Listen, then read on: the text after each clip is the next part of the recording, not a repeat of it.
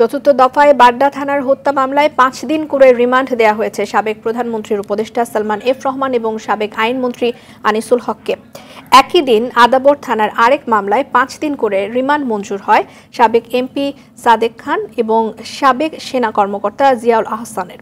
ভিন্ন ভিন্ন মামলায় রিমান্ড শেষে ভোরে আদালতে হাজির করে আবারও ১০ দিন করে রিমান্ড আবেদন করে পুলিশ। বিস্তারিত সুমন তানভীরের প্রতিবেদনে।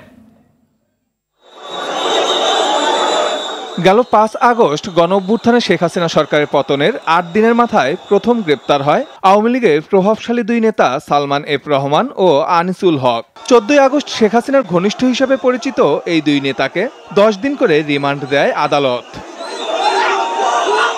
আদালতে হাজিরের সময় জনরোষে পড়ে এসব নেতারা। ফলে চতুর্থ দফা রিমান্ড আবেদনে জনরোষ এড়াতে বৃহস্পতিবার ভোরে আদালতে নিয়ে আসা হয় এই দুই আসামিকে। বাড্ডা থানার সুমন শিকদার নামে এক যুবক হত্যা মামলায় ১০ দিনের রিমান্ড আবেদনের পর তাদেরকে ৫ দিন করে রিমান্ড মঞ্জুর করে আদালত।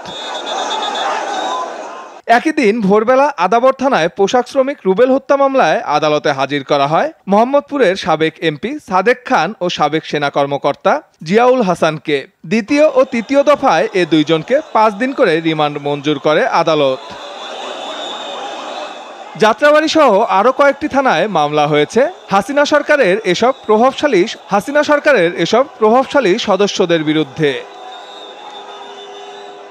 সুমন তানভীর, RTV, ঢাকা।